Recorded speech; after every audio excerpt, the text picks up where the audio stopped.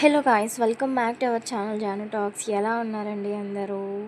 ఇదైతే April 10th vlog అనమాట. ఆ రోజు ఎందుకు ఫుల్ క్రేవింగ్స్ ఉండే ఐస్ క్రీమ్ తినాలని, అది కూడా బీపీఎస్లో ఐస్ క్రీమ్ తినడానికి ఎంతమంది వెళ్తారో కామెంట్ చేయండి.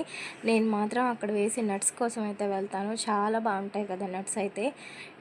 అంటే ఒక్కరోజు ఎలా గడుస్తుందంటే మనకు నచ్చినట్టు చాలా హ్యాపీగా గడుస్తుంది. ఇంకో రోజు అసలు ఎందుకు ఈరోజు వచ్చిందా అనిపిస్తుంది. నా పరిస్థితి అంతే అనమాట.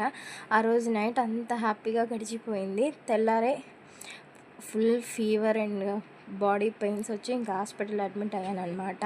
4 days అయితే అలాగే హాస్పిటల్లో ఉన్నాను. ఎంత హ్యాపీగా ఉన్నానో చూడండి. తర్వాత రోజు అలా అవుతుందని మనకు తెలియదు కదా.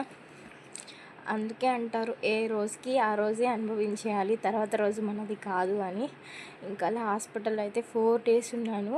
ఇన్ఫ్యాక్ట్ నా బర్త్డే రోజు అయితే డిశ్చార్జ్ అయ్యాను. ఒకటే సెలైన్లు అనమాట. ఎలాగోలాగా కొంచెం రికవర్ అయ్యానమాట. ఇంకా అలా ఇంటికి వచ్చాను కదా బర్త్డే రోజు అని ఒక చిన్న కేక్ తెచ్చి మా వారైతే ఇలా సెలబ్రేట్ చేశారు. ఆయనైతే ఫుల్ హ్యాపీ. వాడు పుట్టినప్పటి నుంచి వాడిని వదిలి ఎప్పుడు లేనమాట. ఆ 4 days ఉన్నందుకు చాలా నరకం చూశాను.